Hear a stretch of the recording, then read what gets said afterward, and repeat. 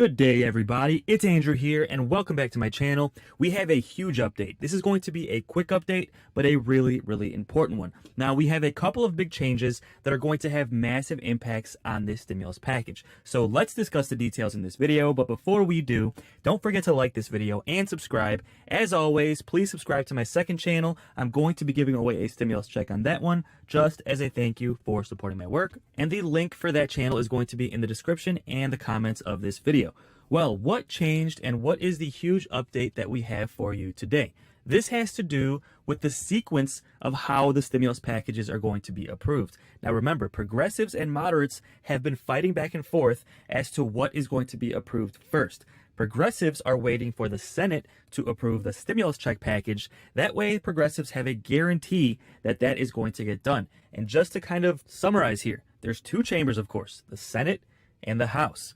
Now, the House is almost guaranteed to pass both stimulus packages, but the Senate is what's being controlled by Kyrsten Sinema and Joe Manchin. And these bills have to pass both chambers in order to be then sent to President Biden's desks. So progressives in the House have been saying they're not going to approve the physical stimulus plan until Joe Manchin and Kyrsten Sinema vote to approve the stimulus check plan in the Senate, right? So basically, progressives have been using the physical stimulus plan as leverage to make sure that the Senate approves the stimulus check plan, because once it's approved in the Senate, it's almost guaranteed to be approved in the House as well.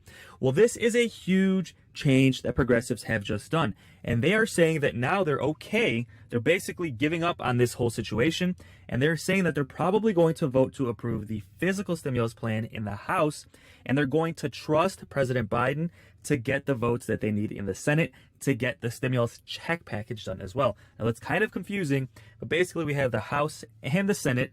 These stimulus packages have to pass both chambers, and the physical stimulus plan is almost guaranteed, but the stimulus check plan is not. And this is why progressives in the House have not voted on the physical stimulus plan yet, because they want the stimulus check plan to get past the Senate first. That way it's basically guaranteed that it's going to get done. Well, Representative Jayapal, which is one of the most prominent progressive Democrats in the House, recently said in this interview that she is now okay with approving the physical stimulus plan first and then trusting Joe Biden to get the votes that they need to get the stimulus check package done, right? So that was kind of confusing, but I hope that kind of made sense how I explained that. So this is a huge change to how the process was supposed to happen, because now progressive Democrats are going to lose some leverage here, because Joe Manchin and Kyrsten Sinema definitely want the physical stimulus plan to get done, but now they're not going to have that leverage. Now they're going to have to trust President Biden to get Joe Manchin on board to get this stimulus check package done, right? So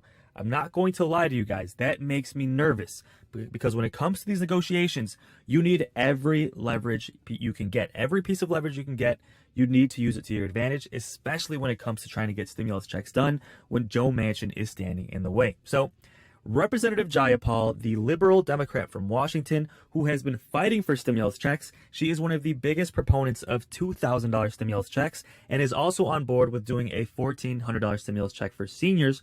She recently held an interview just this morning saying that they're going to trust President Biden, and most likely they're going to vote to approve the physical stimulus plan this week in the House, as well as the Build Back Better stimulus check plan. So both packages will most likely get done this week. Again, that's what they're saying. We'll see if they meet their deadline, but the expectation is that both stimulus packages are going to be fully approved in the House, which means that the physical stimulus plan will go to President Biden's desk because the Senate already approved that one.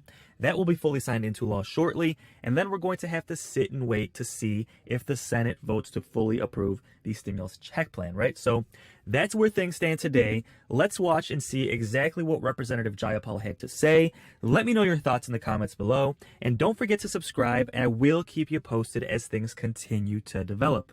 Let's just do what we can to emerge. I have faith in democracy. I have faith in the president, and I have faith in our ability to deliver both bills out of the House, and that the Senate will get 51 votes there. You've talked about legislation being held hostage in the House. I'm not sure that really endears you to the House members.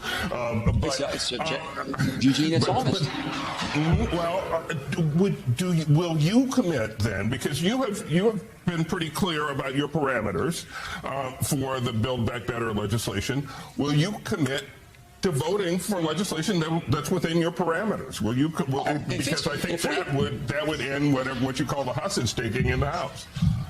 Eugene, it won't end because they want me to write in blood that I'll be for this, and this. And I'm not for this, and this. And they know it. They know it. I've been very clear. Okay, that was Joe Manchin on our show just a few moments ago, with Eugene joining us now, chair of the Congressional Progressive Caucus and senior whip of the Democratic Caucus, Congresswoman Pramila Jayapal of Washington State. Okay, first of all, he wants to understand a full accounting of everything, the size, the scope, the cost, and wants to take the time to do that. What's wrong with that? What's your response to what the senator said? Yeah, Mika, it's great to see you and be in person. Look, he actually negotiated this deal with the White House. It was to his parameters. He will get a full Congressional Budget Office score before the legislation goes to the parliamentarian. That will happen. And we know that there's more than enough money because there's revenue raisers in here that have already been scored. A lot of the So you're giving him a framework of what he expects? Is there any possibility you're moving the goalpost, adding things back in? Well, I think yesterday the Speaker announced that she was adding in paid leave. That is something that Senator Manchin has not agreed to. And, you know, look, I think that when we pass it in the House, it'll then go to what's called a parliamentarian scrub. And things will be taken out if they don't meet the parliamentary procedures and rules. Okay, but you know that he won't accept that. Yes, and that was the Speaker's decision because I think really because millions of women across the country are outraged that one man would say we're not going to do paid leave. And so I understand that piece is there. But the rest of this has been negotiated, and it's been negotiated with the senator. And I've been trying, look, he's a good man. We've had many meetings. I've been trying not to point fingers here. Let's just get these two bills done. We're going to do our work in the House, and then we're going to trust the president that he's going to get 51 votes in the Senate. So hold the phone, Gene Robinson. I know you want to jump in, but here's what former advisor to President Obama, David Axelrod, said yesterday about lessons from Tuesday's Virginia election. Independents broke 9 points in favor of Youngkin, and that proved to be devastating. Just remember that Joe Biden, I think, won independents by 18 points 10 years ago. So that is a real concern for Democrats. One of the questions I have is, if you're a Democrat sitting on Capitol Hill and you're from one of these swing districts in suburban areas, are you rethinking tonight your vote on this reconciliation package? Are you thinking maybe it's best we shouldn't do it? If I were sitting in the White House, if I were sitting in the leadership of in the Democratic councils in the Congress, I'd be worried about that. I'd be trying to firm these people up. Congresswoman Jayapal, what do you say? I'd say the way to firm them up is to give them paid leave so that women who have been pushed out can get back to work. To give them universal child care, universal pre-K, lower the cost of prescription drugs. Okay, so some of that's in there. Yeah. And then some of what you're saying, while I agree with it as a woman in America wholeheartedly, you're saying things that aren't going to get us to go. Yes. Well, paid leave, I'm going to set aside because we endorsed the framework as the White House announced it, as the president announced it, and we actually said we will go with this framework. And the Speaker made the decision to put paid leave in. We fully support it, but that's a piece that we have to work through. Everything else, Mika, has been negotiated. Okay. So everybody's talking about the politics of this, and I'm curious your reaction to the realities of it, the aspiration of it. Isn't there an argument that representatives of Congress, Democrat or Republican or whatever, should do what they think is best for the American people, and then worry about the politics later? Why shouldn't the Democratic majority just do what it thinks is best? Well, you're preaching to the choir here. Look, I think that people are frustrated because we passed a $15 minimum wage back in February in the House. It still hasn't passed in the Senate. We passed the For the People Act for voting rights. It still hasn't passed, and that was with a bill that was redrawn and redrafted by Senator Joe Manchin. And it still didn't get the votes in the Senate. So there is the small problem of the filibuster, which is stopping legislation from moving forward. And I don't think that a 12-point swing in a state in this recent election is about one bill. I think it is about if we have delivered majorities to the Democratic Party in the House, the Senate, and the White House, they got to get together and figure out how to get this done. And that's why progressives have been compromising over and over again, because we still want to get transformational programs. We understand the realities of getting everybody on board. We trust the president, but we want both bills to pass so that we can deliver these results to the American people. Willie? Congressman Jayapal, good morning. It's Willie Geist. One of your colleagues, Congresswoman Abby Spanberger of Virginia, watched what happened in her state in Virginia during that race, and she said yesterday, we did not elect Joe Biden to be FDR. We elected him to get rid of Donald Trump and stop the chaos, and the focus should be on inflation, supply chain problems, gas prices, things like that are affecting people right now.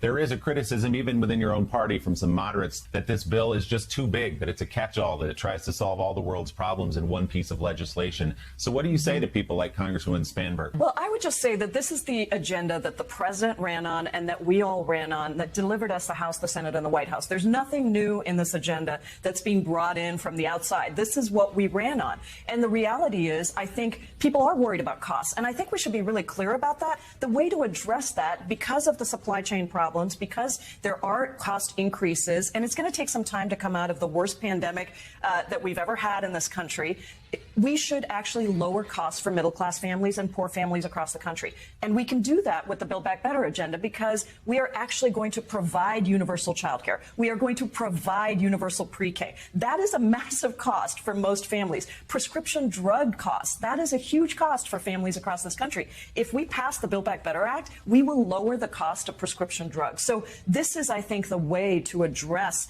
the cost concerns that average families, poor families and working families across this country have, that we need to listen to and that we need to respond to. What's the dialogue that needs to be happening between you and other Democrats, whether it be the House or the Senate? What is missing from this?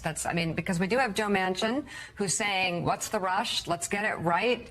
We've just spent so much money post-pandemic, and we want to be really careful. And he's got a number. He's agreed upon a number.